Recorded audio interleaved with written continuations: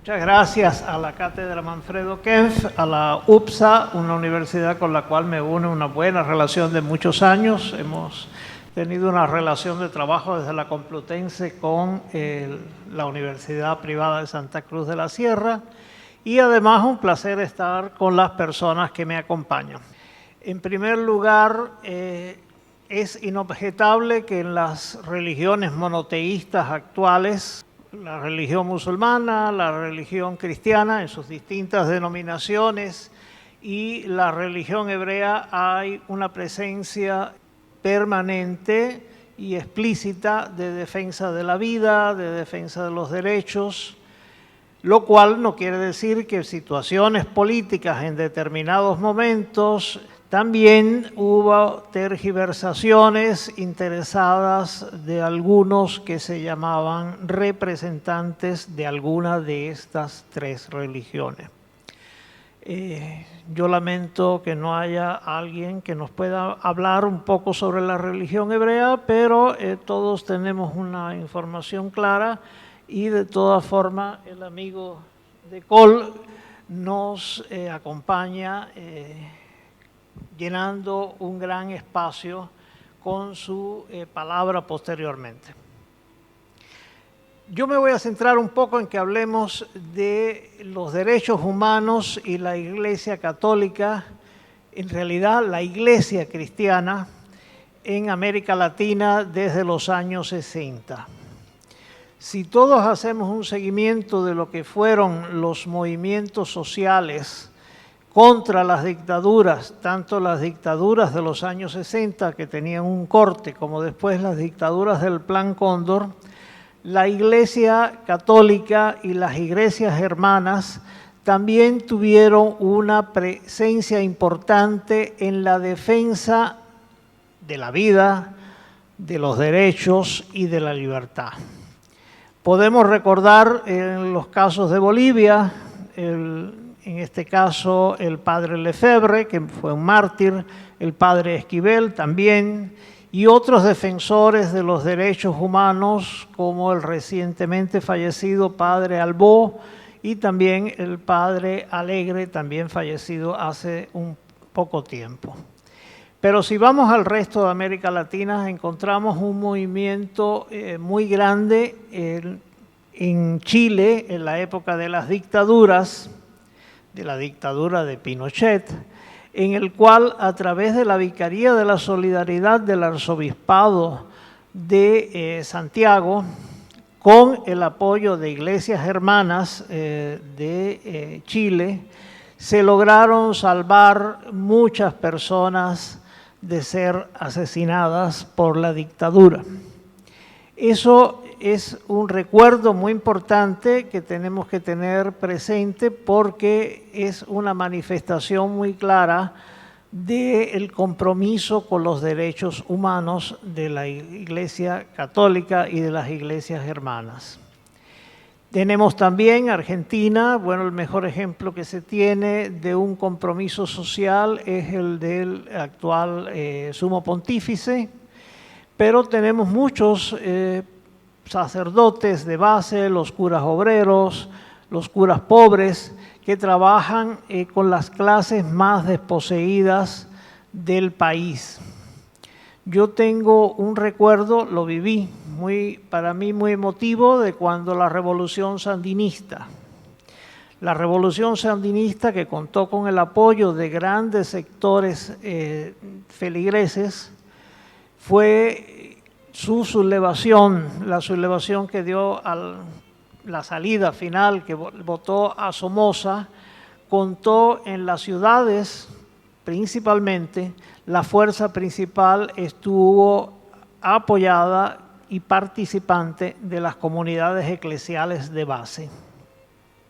Incluso tenemos, bueno, la historia de la teología de la liberación a veces se cayó en extremos por tratar de incorporar pensamiento de otras ideologías, se terminó en algunas posiciones muy extremas, pero si recordamos, la Revolución Sandinista contó con la participación de varios ministros de la Iglesia Católica, los hermanos cardenal, los dos padres cardenal, el padre de Escoto, que después, en el caso de, sobre todo, Ernesto Cardenal, fue perseguido por el actual gobierno y lamentablemente no se le pudo hacer un entierro digno al padre Ernesto Cardenal, a pesar de haber sido uno de los grandes promotores, gestores de la cultura en el caso de Nicaragua y ministro de Cultura del gobierno sandinista. Si vamos a una etapa más contemporánea, encontramos que con mucha claridad para su pensamiento dictatorial, el gobierno de Ortega Murillo ha considerado que uno de sus principales enemigos, porque es un enemigo que tiene voz en el pueblo, es precisamente la Iglesia Católica. Ayer precisamente rompieron relaciones con el Vaticano, han detenido varios sacerdotes, han detenido al obispo Álvarez después de muchos meses de tenerlo secuestrado en su casa, y han logrado el exilio de otros sacerdotes, obispos, como el obispo auxiliar de Managua, desde el año 18. ¿A dónde quiero llegar con todo esto? Hay algo importante que quiero dejar en esta pequeña conversación. Primero, que las religiones monoteístas nos basamos en el mismo respeto a los derechos humanos, el respeto a la vida como un elemento fundamental, el respeto a la libertad, el respeto en un sentido muy amplio de pensamiento, de expresión, de acción, el respeto a la educación, a la libertad de poder participar. Esos son derechos que han venido desde las bases de las tres religiones monoteístas. Y es importante que lo entendamos hoy en un momento específico en que a veces nos falta la visión de un mundo global, pero que lo multiplicamos y lo diseccionamos. Todos somos hermanos. Y eso está en la base de las religiones monoteístas. Lo que pudiera haber sucedido históricamente, y me voy desde las historias de David, me voy a pasar de las historias de las guerras en Medina, me voy a pasar de las guerras mismas de las cruzadas, todos tuvieron un sentido político.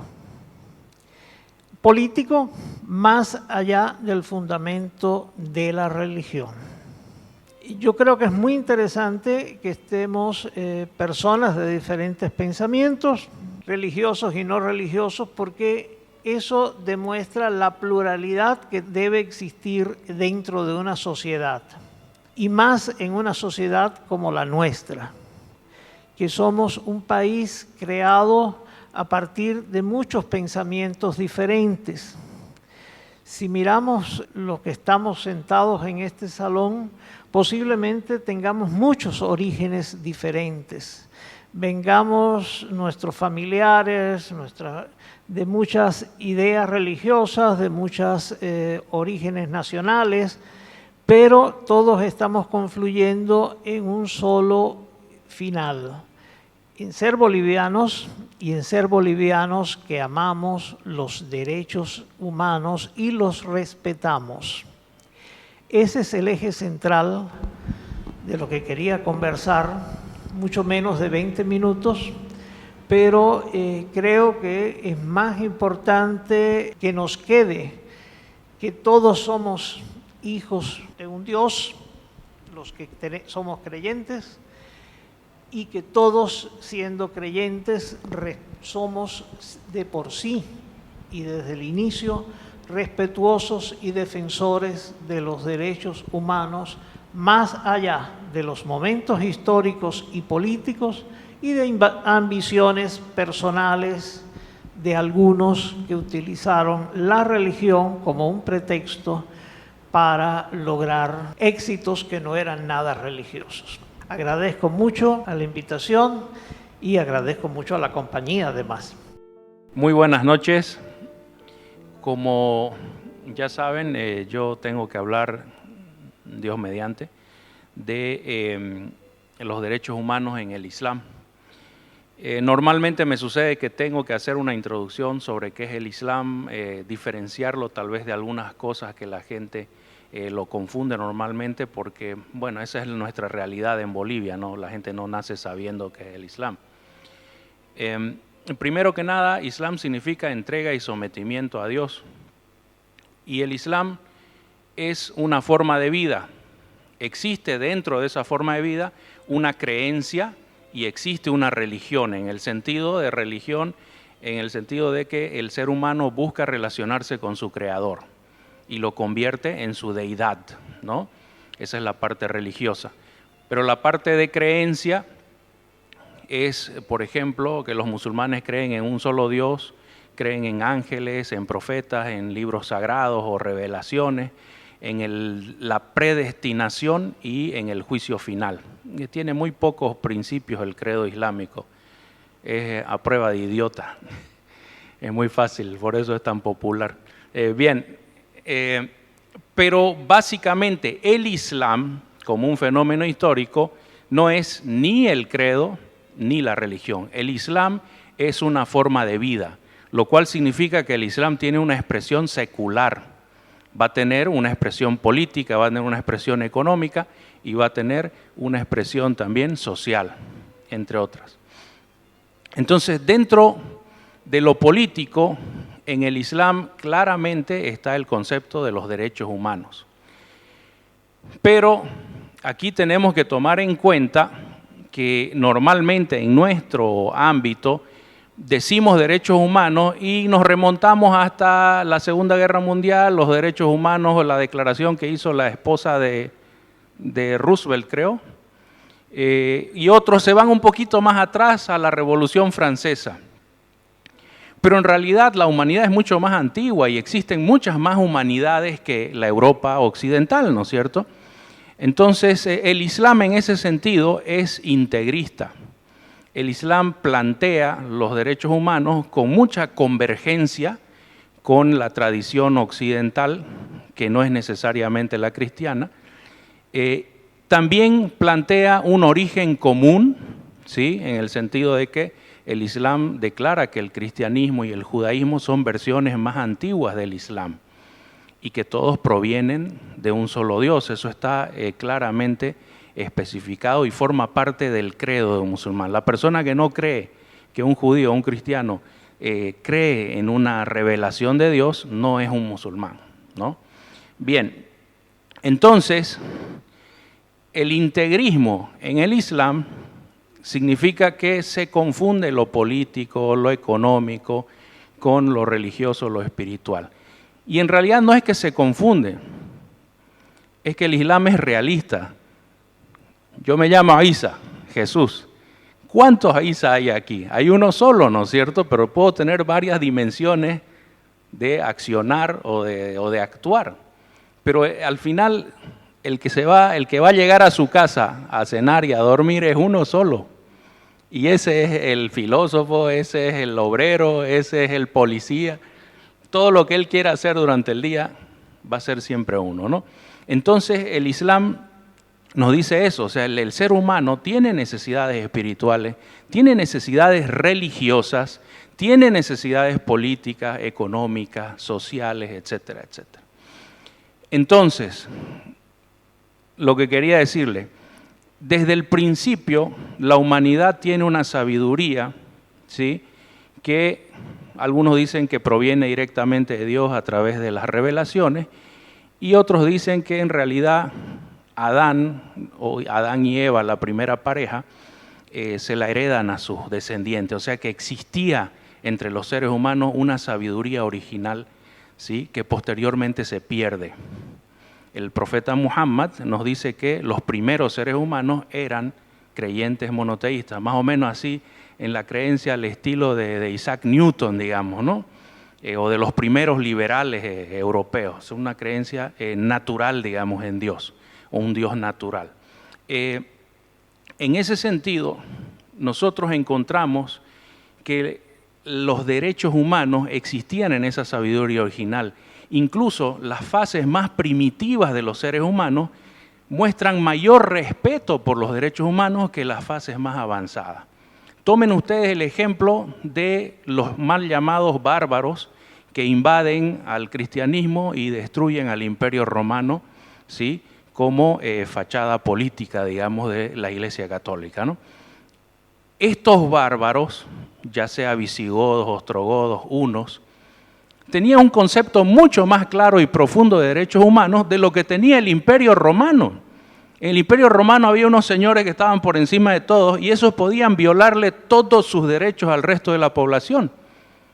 Es más, esas personas, llámese emperador, senador,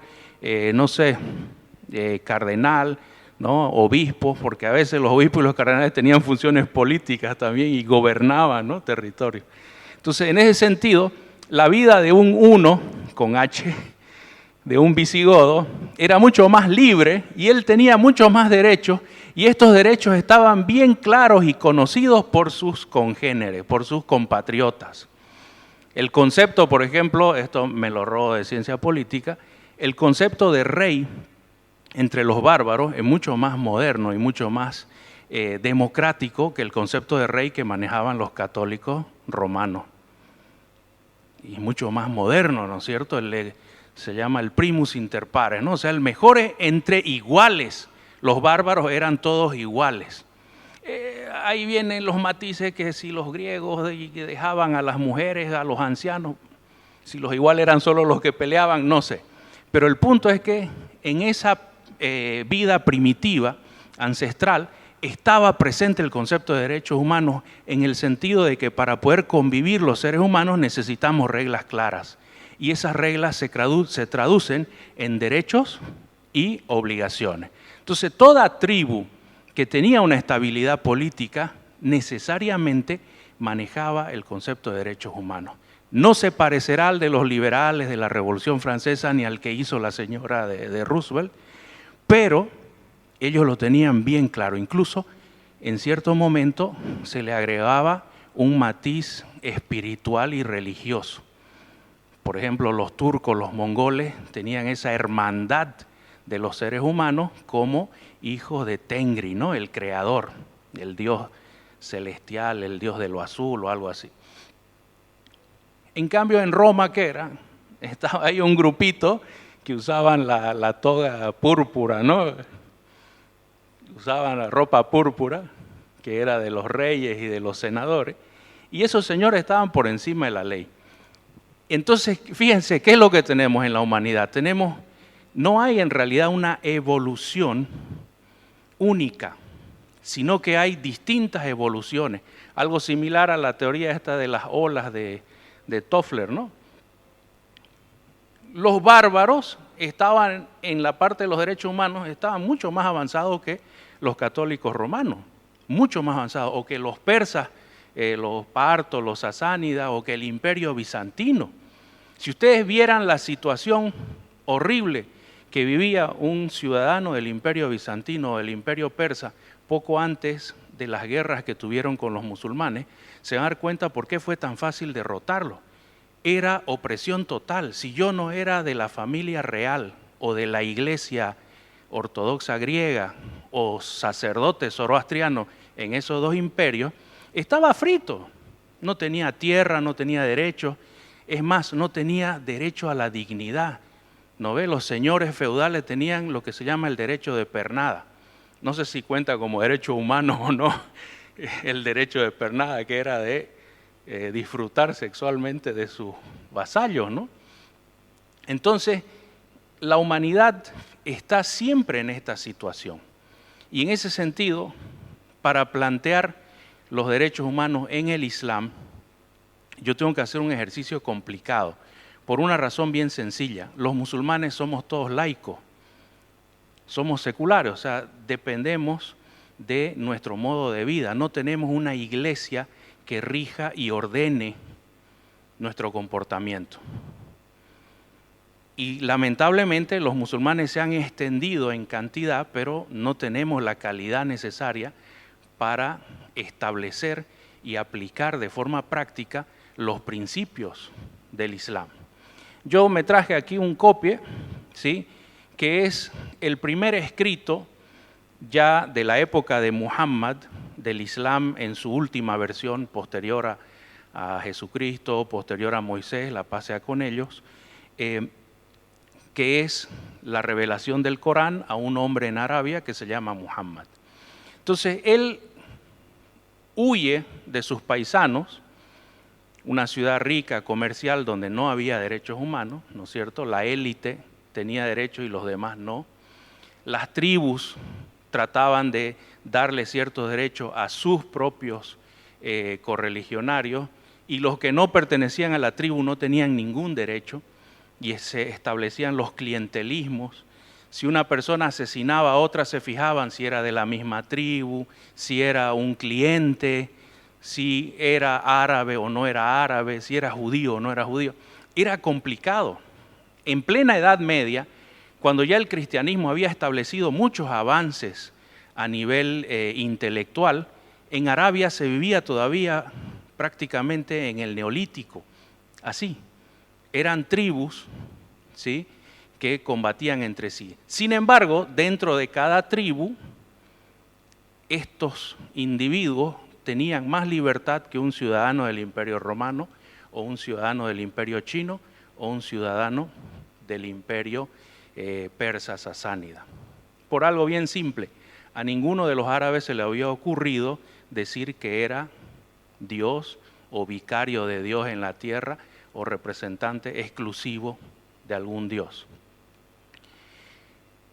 Cuando Muhammad huye de esta realidad tribal de la Meca, él llega a una ciudad que se llama Medina, donde la población se divide en tres. Árabes que no creían en Muhammad, que seguían siendo, como los llamamos vulgarmente, paganos, y tenían su creencia en los ídolos, ¿no?, en estatuas. Después están los árabes que se hacen musulmanes, y en tercer lugar están los judíos. Entonces Muhammad llega a una sociedad caótica. Es más, ¿por qué la gente de Medina lo invita a Muhammad a su ciudad? Porque llevaban décadas de guerras civiles. El nombre de Medina anterior es Yathrib en árabe, y Yathrib significa escombros, desastre. Era un desastre de ciudad por la guerra civil entre las tribus. Entonces Muhammad llega y escribe una constitución y obliga, aquí viene la acción política directa, él ejerce su liderazgo político, obliga a todas las tribus que vivían en Medina, judíos, musulmanes y idólatras, a firmar esta constitución. Y en ella establece conceptos nuevos y mantiene conceptos antiguos. Por ejemplo, la tribu como estructura social se mantiene. Porque claro, no vamos a venir a destruir las familias, ¿no?, porque las tribus son familias extendidas. Pero por otro lado se crea el concepto de ciudadanía. Ya esta constitución quedan solamente 22 artículos en los manuscritos más antiguos, pero hay otros manuscritos que incluyen 52. Habrá que ver si hay cosas que le agregaron o no. El punto es que este es nuestro documento de partida. Si ustedes más adelante quieren investigar sobre los derechos humanos en el Islam, necesariamente tienen que partir de la Constitución de Medina. Yo no se las voy a dar ahorita de memoria, ¿sí? Pero ahí nosotros vemos cosas bien claras. El Islam tiene un concepto bien claro de derechos humanos, y estos son la colección de las reglas que rigen las relaciones entre las personas. Derechos por un lado y obligaciones para otros. Los derechos de los ciudadanos pueden ser obligaciones para el Estado o pueden ser obligaciones para otros ciudadanos, ¿ya? A partir de ahí, el Islam evoluciona junto con la historia.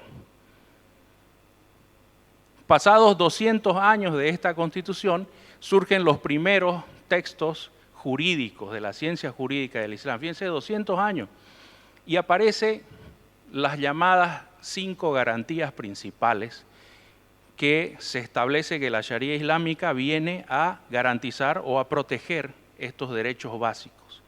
El primero es el derecho a la vida. Pero en el Islam no se lo llama derecho a la vida porque estamos todos vivos. Se lo llama el derecho a la salud y la integridad física. Entonces, el Estado Islámico y los ciudadanos del Estado Islámico, sean musulmanes, judíos o cristianos, o zoroastrianos, lo que ustedes quieran, todos los ciudadanos tienen la obligación de preservar la vida del resto de los ciudadanos. Y de los seres humanos en general, con excepciones. No les voy a decir que los musulmanes son unos hippies así pacifistas. No, hay ciertos momentos donde la ley implica pena de muerte, etc. Estamos hablando de la Edad Media, ¿no?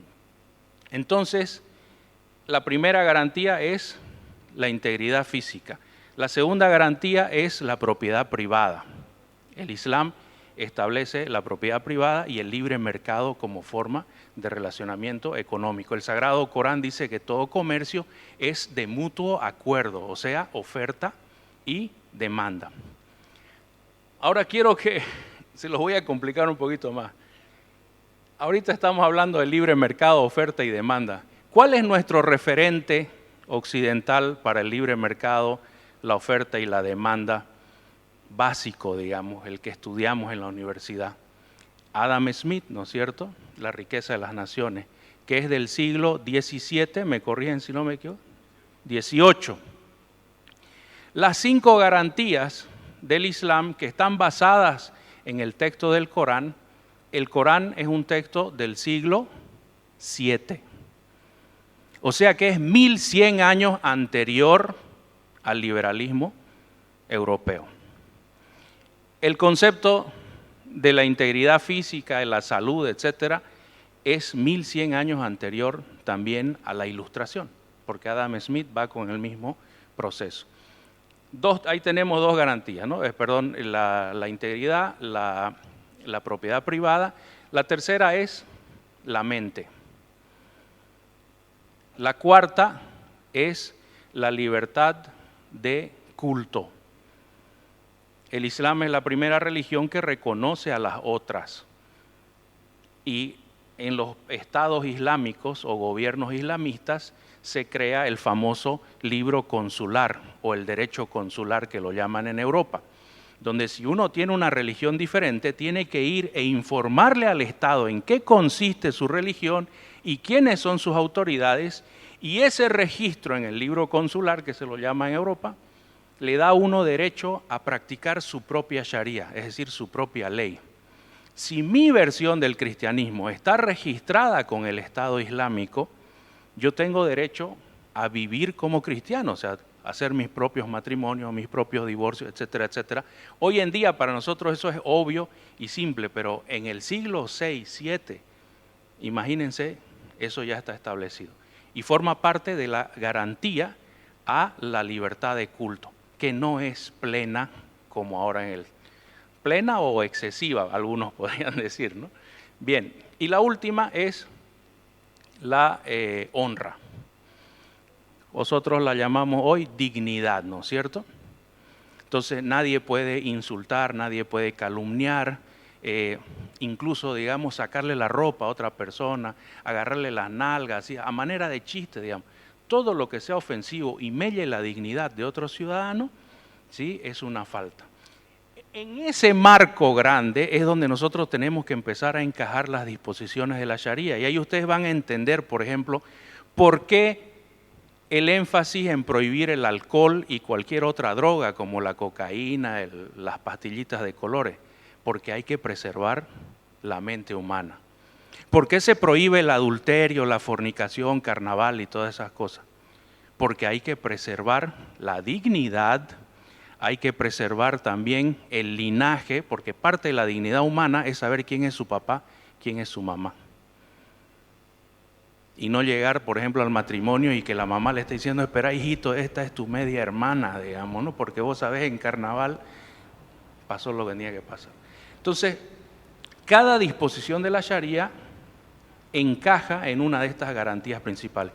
Pero eso no se sabía al comienzo, o sea que dentro del Islam hay una evolución y en ese sentido convergemos con la cultura occidental anticlerical o atea y convergemos también con el cristianismo, el judaísmo, etcétera, etcétera. Cuando Enrique me planteó el tema para esta noche, yo partía de una reflexión. Decía, a ver, veamos, los derechos humanos no entendidos como propiedades intrínsecas o bienes jurídicamente tutelables para cada individuo, sino entendidos a partir de la relación del Estado hacia el individuo.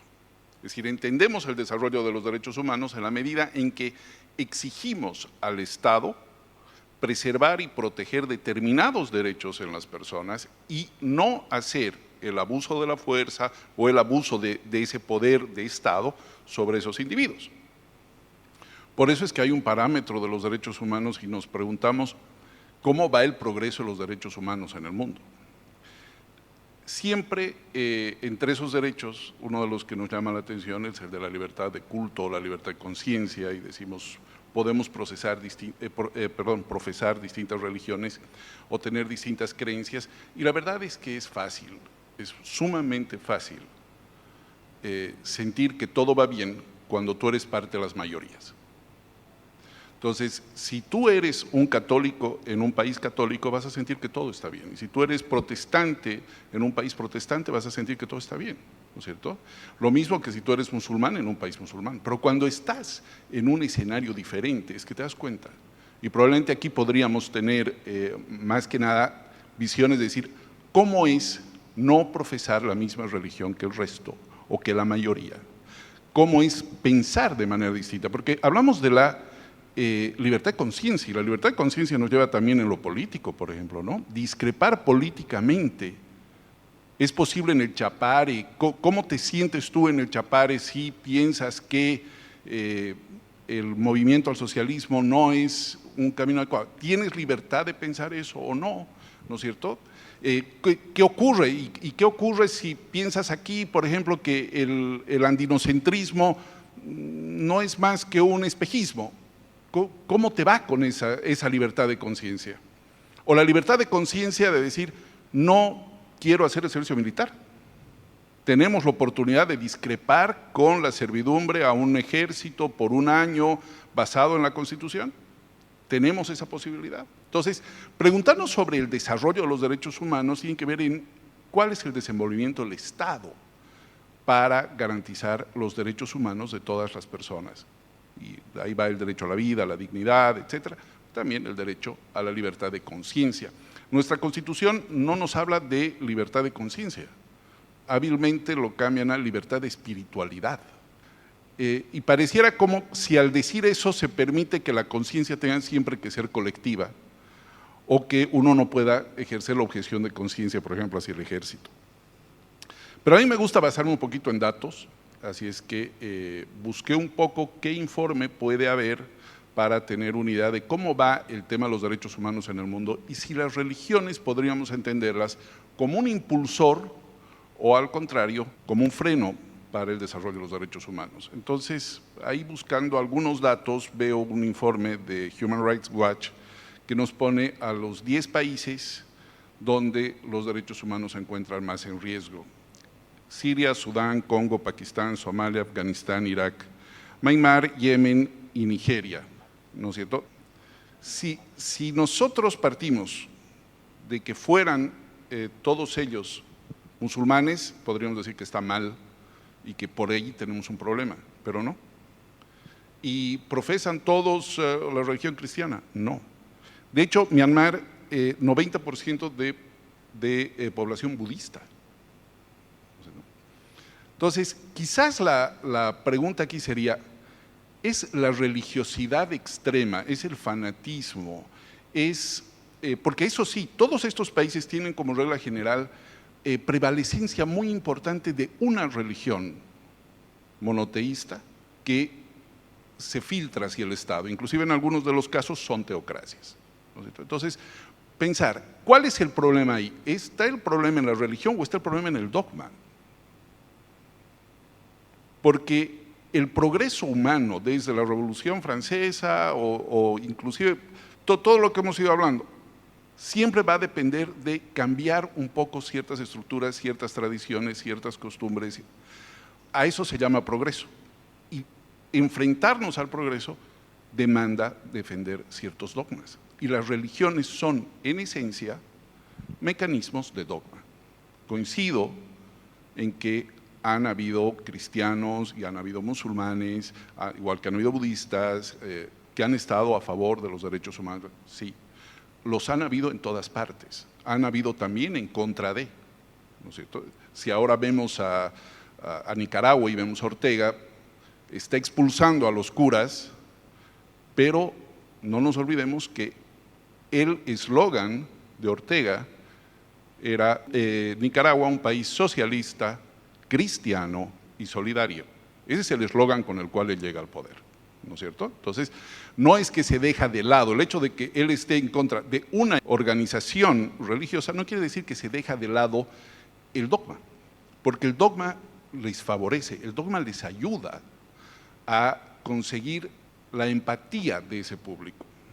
Ahora, es verdad que cuando hablamos de un mundo occidental, tendemos a olvidar gran parte del mundo, porque para hablar de un mundo occidental hablamos de ¿qué? Hablamos de filosofía griega, cristianismo, revolución industrial británica y revolución política francesa. Más o menos con ese conjunto es que formamos nuestra idea de Occidente, pero en realidad estamos sacándole una foto, un pedacito del mundo, ¿no es cierto? Y queremos que el mundo se adapte a eso. Y como les decía, mientras nos sintamos nosotros en la mayoría, vamos a sentir que hay respeto, vamos a sentir que los derechos humanos están muy bien y vamos a sentir que tenemos toda la tranquilidad de ejercer esas nuestras garantías y nuestros derechos. Voy a acabar con una pequeña provocación porque debo hacerla, y es el derecho a apostatar. Es decir, no soy religioso. No creo en esta religión y si bien puede ser que en Bolivia, por ejemplo, se nos bautiza a todos, inclusive hacemos catecismo, etc. Pero tendríamos derecho a apostatar. ¿Qué ocurre con ejercer ese derecho en el mundo islámico? ¿No es cierto? Dependiendo de los países tenemos pena de muerte, prisión, el hecho que alguien provoque a otra persona a dejar el Islam es también un crimen y en algunos casos se puede despojar de la custodia o del matrimonio a la persona que ha apostatado. Entonces, la libertad de culto es fácil tenerla cuando decimos que todos sigan mi culto. Gracias.